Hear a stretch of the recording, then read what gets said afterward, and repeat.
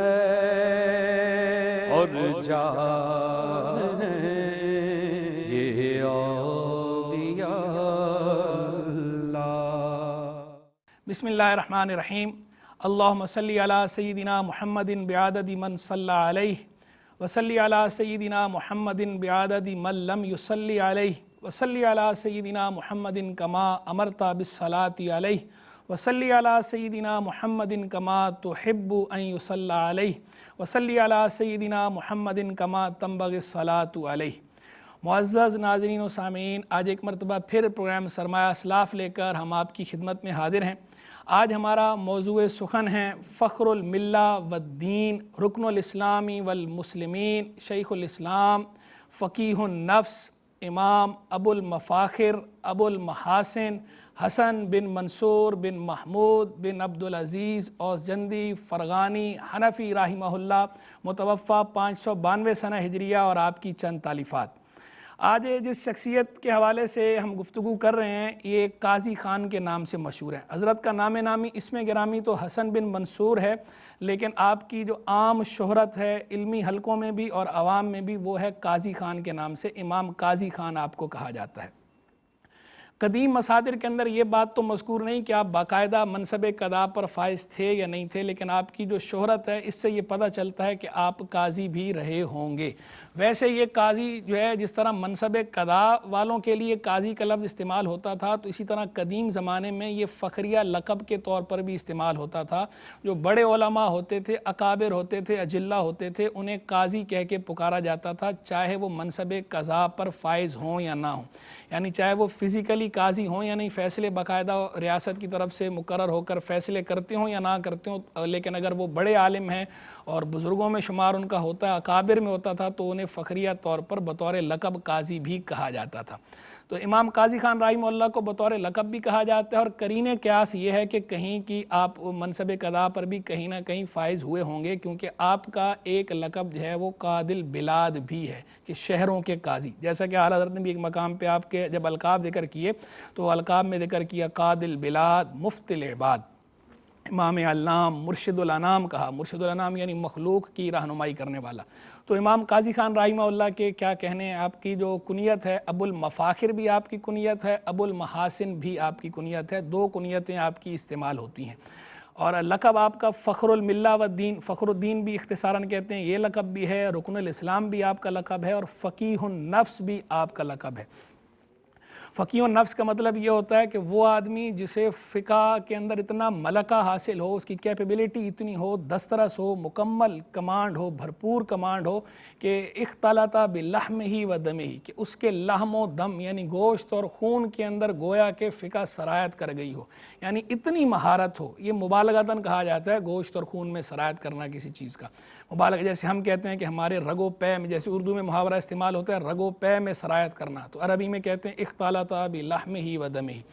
تو فقیہ النفس مطلب فقیہ البدن، فقیہ النفس، فقیہ الروح، یعنی ان کے رگ و پے میں فقہ سرایت کر گئی تھی، اتنی انہیں فقہ پہ مہارت حاصل تھی، اس وجہ سے انہیں فقیہ النفس کے لقب سے یاد کیا جاتا تھا، اور اس لقب سے انہیں بڑے بڑے ائمہ نے ملقب کیا ہے۔ امام قاسم بن قطلبغہ رحمہ اللہ جو خود اعلیٰ پائے کے فقیہ و محدث ہیں، انہوں نے امام قاضی خان کو فقیہ النفس کہا ہے۔ امام ابن عابدین شامی رحمہ اللہ جو خود خاتمۃ المحققین ہیں، انہوں نے امام قاضی خان رحمہ اللہ کو فقیہ النفس کہا ہے۔ اعلیٰ حضرت امام احمد رضا خان رحمہ اللہ جو خود اعلیٰ پائے کے فقیہ ہیں، انہوں نے بھی امام قاضی خان رحمہ اللہ کو فقیہ النفس کہہ رکھا ہے، یعنی خود وہ حضرات کی جن کا اپنا فقہ میں طوطی بولتا ہے اور جن کو خود فقہ میں جن کے اپنے جھنڈے گڑے ہوئے ہیں، وہ حضرات بھی امام قاضی خان رحمہ اللہ کے حضور سر تسلیم خم کی ہیں اور انہیں فقیہ النفس کے لقب سے یاد کرتے ہیں۔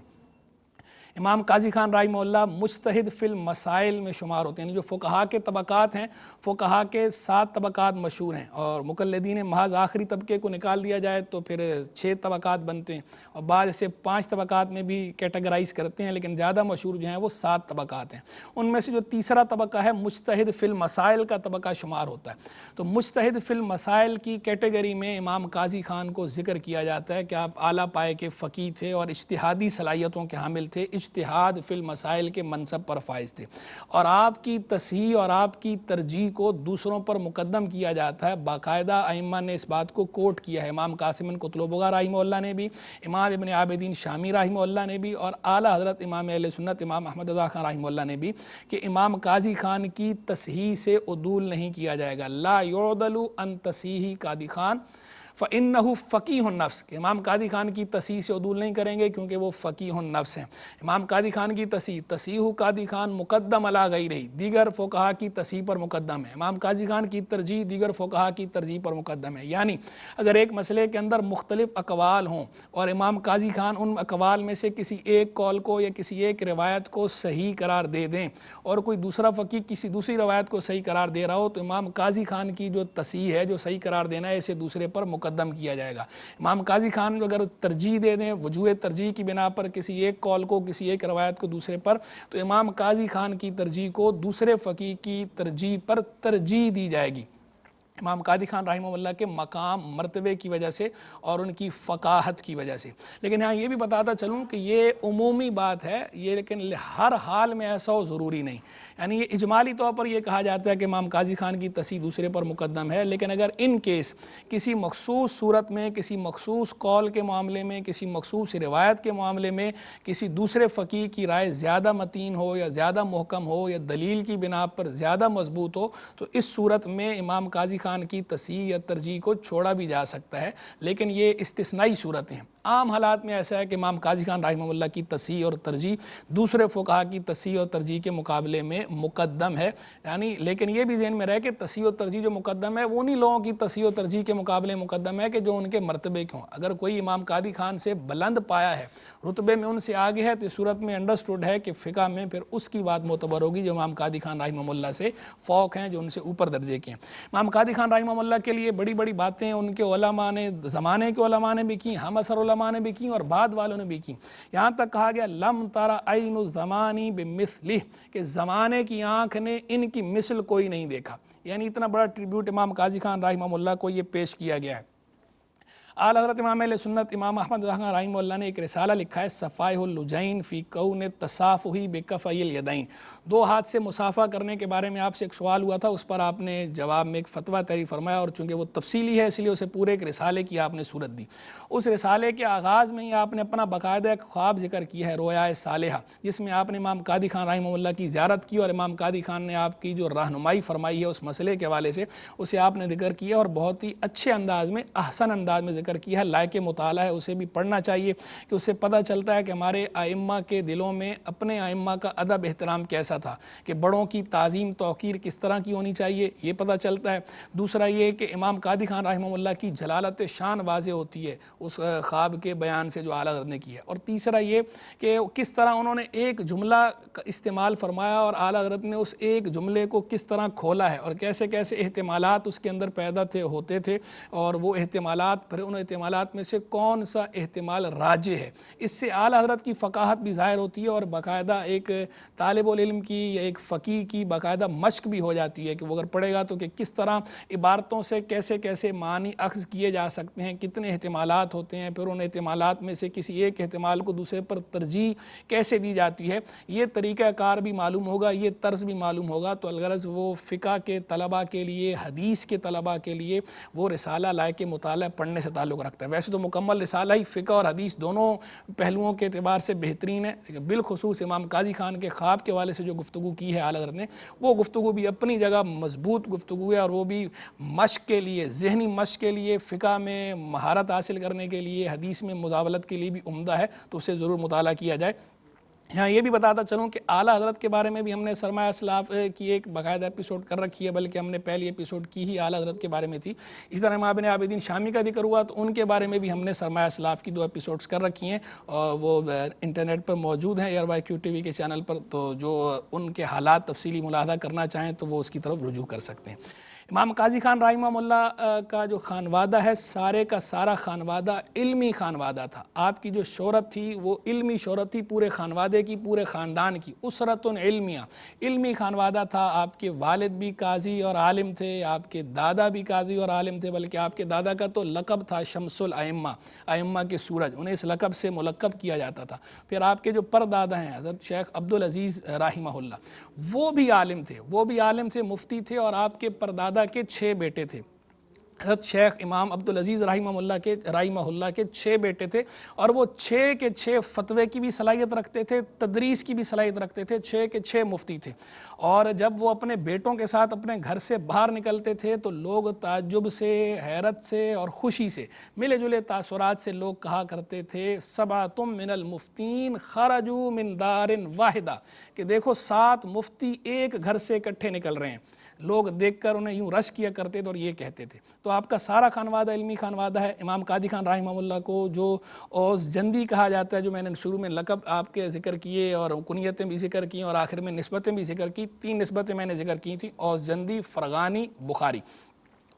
اوس جندی جو ہے یہ ماوراء النہر، ماوراء النہر کا ذکر اکثر آتا رہتا ہے ہمارے پروگرامز میں بتاتا رہتا ہوں کہ جو نہر جیہون، دریائے جیہون جو ہے، جسے آج کل آمو دریا کہا جاتا ہے اور اسے دریائے بلخ بھی کہا جاتا تھا، اس کے اس پار کے جو علاقے ہیں یہ ماوراء النہر کہلاتے تھے. تو وہیں انہی علاقوں میں ایک فرغانہ علاقہ ہے، اس فرغانہ کی نسبت سے امام قاضی خان کو فرغانی کہتے ہیں. اور فرغانہ کے نواح میں، اس کے نواحی علاقوں میں یہ علاقہ تھا اوس جند. عربی میں اوس جند کہتے ہیں، اصل میں اس زبان میں اس کو کہتے تھے اوس گند. اور گند کا لفظ اس زبان میں، ماوراء نہر والوں کی زبان میں، قریہ کے معنی میں استعمال ہوتا تھا، بستی کے معنی میں استعمال ہوتا تھا. تو اوس گند کو جب عرب استعمال کرتے ہیں تو چونکہ عربی میں گاف نہیں ہے تو اس لیے وہ اس کی تعریب کرتے ہیں، تو یہاں گاف کو جیم سے تبدیل کر کے اوس جند کہتے ہیں. اصل اوس گند تھا، اوس گند سے اوس جند. تو جب نسبت استعمال کریں گے عربی میں، چونکہ نسبت کتابوں میں استعمال ہوتی ہے تو اوس جندی لکھا جاتا ہے، تو اوس جندی بھی لکھ سکتے ہیں. اور ویسے اگر اصل زبان کا اعتبار کریں گے تو اوس گندی نسبت استعمال ہوگی. فرغانی کی نسبت بھی میں نے بتا دی، فرغانہ اور بخارا، چونکہ بخارا بھی وہیں تھا ماوراء النہر میں اور بخارا سے بھی آپ کا تعلق تھا، تو اس اعتبار سے آپ کو بخاری بھی لکھا اور بولا جاتا ہے. اور بخارا تو سبحان اللہ مجمع الفقہاء و معدن الفضلاء، بخارا کے لیے تو یہ لفظ استعمال ہوتے ہیں کہ وہ تو فقہاء کا گڑھ تھا، اسٹرانگ ہولڈ تھا. بخارا میں بڑے بڑے نامور علماء وہاں کی خاک سے اٹھے ہیں، اور جن میں سب سے نمایاں جن کا نام ہے وہ ہے امام محمد بن اسماعیل بخاری رحمہ اللہ، امیر المؤمنین فی الحدیث. ان پہ بھی ہم نے سرمایہ اسلاف کے الگ سے ایک ایپیسوڈ کر رکھی ہے، ناظرین اسے ملاحظہ کر سکتے ہیں امام بخاری رحمہ اللہ کے حالات جاننے کے لیے. رحمہ اللہ کی جو ولادت ہے، ولادت کے بارے میں مصادر خاموش ہیں، تعیین مصادر میں موجود نہیں، تاریخی مصادر میں اس بات کی تعیین موجود نہیں کہ آپ کی ولادت کس سنہ میں ہوئی. لیکن آپ کا جو وصال ہے وہ 592 سنہ ہجریہ میں ہوا ہے، اس پر تقریباً اتفاق ہے سب کا. اور جب ہم آپ کے اساتذہ کو دیکھتے ہیں تو آپ کے اساتذہ میں ایک بڑے ہی نمایاں استاد ہیں امام الصفار، جو صفار الزاہد کے نام سے بھی مشہور ہیں. ان کا سنہ وصال چونکہ 534 سنہ ہجریہ یا 532 سنہ ہجریہ ہے، تو اس اعتبار سے اگر وہ آپ کے استاد ہیں تو اس اعتبار سے اگر دیکھا جائے اور یہ حساب لگایا جائے کہ کم از کم 20 برس کی عمر میں امام قاضی خان رحمہ اللہ نے ان سے تلمذ کا شرف حاصل کیا ہوگا، تو اس سے یہ پتہ چلتا ہے کہ امام قاضی خان رحمہ اللہ 6 صدی ہجری کی دوسری دہائی میں پیدا ہوئے ہیں. یعنی یہ طے ہو جاتا ہے کہ دوسری دہائی میں آپ کم از کم پیدا ہوئے ہوں گے 6 صدی کی. اگرچہ تعیین مشکل ہے کہ دوسری دہائی کے کون سے سنہ میں آئے ہوں گے، اس کی تعیین تو نہیں کی جا سکتی، لیکن دوسری دہائی بہرحال اسے متعین کیا جا سکتا ہے قیاسی طور پر. امام قاضی خان رحمہ اللہ کے جو اساتذہ ہیں، اساتذہ بھی آپ کے سارے چند آفتاب بریلینٹ ٹیچرز اور بریلینٹ اسٹوڈنٹس. آپ کے تلامذہ بھی بڑے بڑے ائمہ ہیں اور آپ کے اساتذہ بھی بڑے بڑے ائمہ ہیں، اور آپ خود بھی بڑے امام ہیں، مجتہد فی المسائل ہیں، فقیہ النفس ہیں. تو آپ کے چند اساتذہ کا ذکر میں انتہائی اختصار کے ساتھ کر دیتا ہوں. ویسے تو بہت سارے اساتذہ سے آپ نے کسب فیض کیا، لیکن ان میں سے ایک نمایاں نام جن کا میں نے بھی ذکر کیا، امام ابو اسحاق رکن الاسلام ابراہیم بن اسماعیل صفار، جو صفار الزاہد کے نام سے مشہور ہیں. فقیہ بھی اعلیٰ پائے کے تھے اور صوفی بھی اعلیٰ پائے کے تھے، فقہ اور تصوف دونوں میں آپ کا نام لیا جاتا ہے اور اعلیٰ انداز میں لیا جاتا ہے. دوسرے استاد آپ کے دادا شمس الائمہ محمود اوس جندی رحمہ اللہ، جو آپ کے دادا ہیں شمس الائمہ، ان کا لقب ہے شمس الائمہ. لقب والے بہت سارے فقہاء ہیں، لیکن سب سے مشہور امام سرخسی رحمہ اللہ. امام سرخسی بھی کہتے ہیں اور امام سرخسی بھی کہتے ہیں، دونوں طرح استعمال ہوتا ہے. امام سرخسی کا لقب زیادہ مشہور ہے. جب مطلق شمس الائمہ کہا جائے تو امام سرخسی یا امام سرخسی رحمہ اللہ مراد ہوتے ہیں، اور اگر کوئی اور ہوں تو پھر ان کو مقید کر کے بولا جاتا ہے، یا تو ان کا نام لیا جاتا ہے یا لقب لیا جاتا ہے یا نسبت استعمال کی جاتی ہے۔ تو یہاں بھی امام قاضی خان رحمہ اللہ کے جو دادا ہیں، جد ہیں، یہ محمود، یہ بھی شمس الائمہ ان کا لقب ہے، شمس الائمہ محمود اوزجندی رحمہ اللہ، یہ بھی بلند پایا فقیہ بھی تھے، قاضی بھی تھے۔ تیسرے نمبر پر آپ کے استاد ہمیں ایک نظر آتے ہیں ابو المحاسن ظہیر الدین حسن بن علی صغیر۔ جو ظہیر الدین حسن بن علی صغیر ہیں، ظہیر الدین کبیر مرغینانی رحمہ اللہ کے بیٹے ہیں اور خود امام قاضی خان رحمہ اللہ کے قریبی رشتہ دار بھی ہیں۔ یہ فقیہ بھی تھے، مصنف بھی تھے، محدث بھی تھے، اور اعلیٰ پائے کے محدث اور اعلیٰ پائے کے فقیہ تھے۔ ان سے بھی امام قاضی خان رحمہ اللہ نے اکتساب فیض کیا ہے۔ ان کا ایک شعر برہان الاسلام زرنوجی رحمہ اللہ جو صاحب ہدایہ کے تلمیذ ہیں، انہوں نے نقل بھی کیا ہے تعلیم المتعلم میں، الجاہلون فموتا قبل موتہم والعالمون وان ماتوا فاحیاؤ۔ وہ فرماتے ہیں کہ جاہل جو ہیں وہ مرنے سے پہلے ہی مرے ہوئے ہوتے ہیں، کیونکہ ان سے خلق خدا کو کوئی فائدہ نہیں ہوتا، تو اس لیے وہ خلق خدا کے حق میں مردوں کی طرح ہی ہوتے ہیں۔ اور عالم جو ہے وہ اگرچہ فوت ہو جائیں لیکن وہ زندہ رہتے ہیں، اپنی کتابوں کے ذریعے، اپنے افکار کے ذریعے، اپنی آراء کے ذریعے اور اپنا صدقہ جاریہ کی صورت میں جو علم چھوڑا ہوتا ہے اس کے ذریعے کہ خلق خدا کو فائدہ اس سے پہنچتا رہتا ہے۔ پھر آپ کے ایک استاد ہیں نظام الدین ابو اسحاق ابراہیم بن علی مرغینانی رحمہ اللہ۔ یہ چار اساتذہ کا ہم نے ذکر کیا، تلامذہ کی طرف آئیں، تلامذہ میں سے بھی چار کا ذکر جو ہے میں بطور اختصار کر دیتا ہوں۔ امام کے جو تلامذہ قاضی خان رحمہ اللہ کے سب سے مشہور شاگرد آپ کے افتخار الدین طاہر بن احمد بخاری رحمہ اللہ، یہ خود مجتہد فی المسائل کے درجے پر فائز ہیں اور ان کی کتابیں بڑی مشہور ہیں۔ خلاصۃ الفتاوی ان کا بہت مشہور ہے، خزانۃ الواقعات مشہور ہے، النصاب مشہور ہے، اور ان کا اپنا پایا بھی، یعنی جس کیٹیگری میں امام قاضی خان کو شمار کیا جاتا ہے مجتہد فی المسائل، اسی کیٹیگری میں ان کو شمار کیا جاتا ہے مجتہد فی المسائل میں، افتخار الدین طاہر بن احمد بخاری رحمہ اللہ کو۔ دوسرے آپ کے شاگرد رشید، یہ بھی بڑے امام ہیں، جمال الدین عبید اللہ بن ابراہیم محبوبی۔ یہ جو جمال الدین محبوبی رحمہ اللہ یہ اتنے بلند پایا فقیہ تھے کہ ان کو ابو حنیفہ ثانی کہا جاتا تھا۔ تیسرے نمبر پر نجم الدین جمال الائمہ یوسف بن احمد خاصی رحمہ اللہ، جمال الائمہ ان کا لقب ہے، نجم الدین کا لقب ہے۔ چوتھے نمبر پر جو امام قاضی خان کے سب سے لاڈلے اور سب سے چہیتے شاگرد جمال الدین ابو المحامد محمود بن احمد بخاری حصیری رحمہ اللہ۔ امام قاضی خان رحمہ اللہ کے سب سے چہیتے شاگرد ہیں حصیری، ہا کے ساتھ اور صاد کے ساتھ ہے۔ یہ امام حصیری رحمہ اللہ کو امام قاضی خان نے جو سند دی تھی، اس سند کے اندر امام قاضی خان نے خود ان کے لیے بڑے القاب کا استعمال کیا۔ میں اس کے الفاظ آپ کو پڑھ کے سناتا ہوں کہ اس میں امام قاضی خان ان کے لیے کہتے ہیں وقد یسر اللہ تعالی علی الشیخ الامام الجلیل الزاہدی جمال الدین زین الانام محمود بن احمد بن عبد سید، یعنی جمال الدین لقب دیا ان کو، دین کا جمال، اور لقب دیا زین الانام مخلوق کی زینت۔ اس سے پتہ چلتا ہے کہ امام قاضی خان رحمہ اللہ امام حصیری سے کتنی محبت کرتے تھے اور آپ کس طرح انکریج کرتے تھے اپنے تلامذہ کو، شاگردوں کو، اور کھلے دل کے ساتھ ان کی حوصلہ افزائی کرتے تھے۔ اور امام کے اپنے حصیری رحمہ اللہ، امام حصیری کا بھی مرتبہ پتہ چلتا ہے کہ ان کی کتنی جودت تھی، ان کے اندر عمدگی تھی اور کتنی مہارت تھی ان کی، کہ امام قاضی خان جو ان کے استاد ہیں وہ ان کے لیے لفظ استعمال کرتے ہیں جمال الدین اور زین الانام کے۔ اور خود امام حصیری بھی امام قاضی خان کو جب ٹریبیوٹ پیش کرتے ہیں، لکھتے ہیں، انہوں نے خود جب اس کو ذکر کیا ہے اس نسخے کی پشت پر انہوں نے جو ہے وہ القاب لکھے اپنے استاد کے، تو کہا القاضی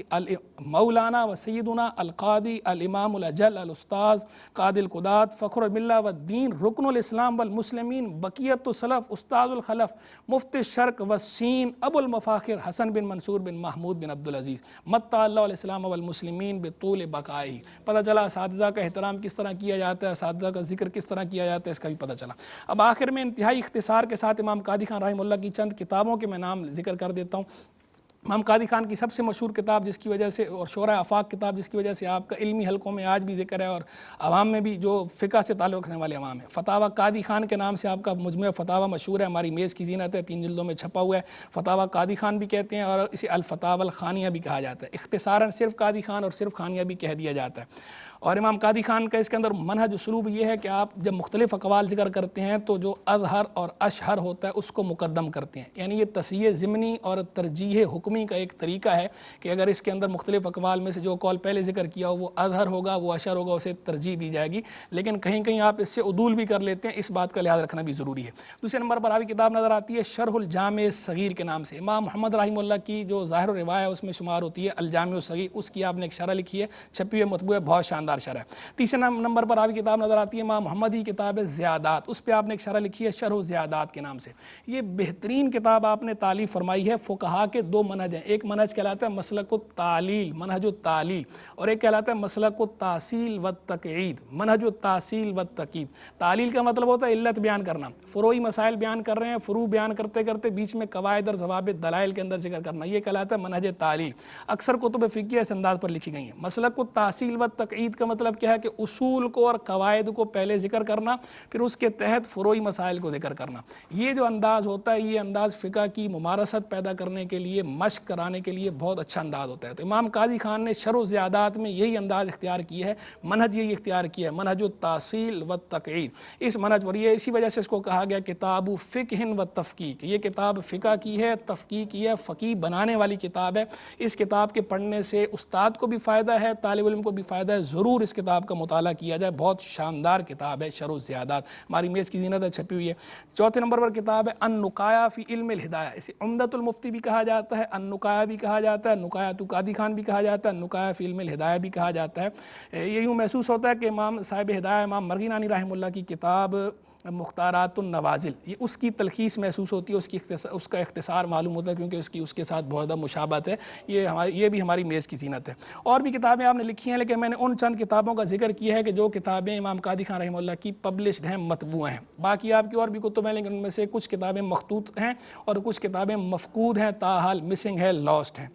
امام قاضی خان کا کمال ادب اور حسن اخلاص اس سے ظاہر ہوتا ہے، باقاعدہ اس کو مینشن کیا علماء نے، کہ جب آپ کسی کی شرح لکھتے ہیں تو شرح کا الگ سے کوئی نام نہیں لکھتے، صرف متن سے پہلے شرح کے لفظ کا اضافہ کر دیتے ہیں مصنف کی عظمت کے پیش نظر اور اپنی تواضع اور انکسار کے طور پر۔ تو یہ آپ کا کمال ادب اور آپ کا حسن اخلاص ہے کہ آپ باقاعدہ اپنا نام الگ سے شرح کا رکھنے کی بجائے صرف شرح لکھ دیتے ہیں، آگے اسی نام کو برقرار رکھتے ہیں جو اصل ماتے نے رکھا ہوتا تھا۔ اللہ تبارک و تعالی امام قاضی خان رحمہ اللہ کے درجات کو اور بلند فرمائے، ہمیں ان کے فضل و برکات سے حظ وافر عطا فرمائے۔ وآخر دعوانا ان الحمدللہ رب العالمین۔ زمانہ جس ہے اور جا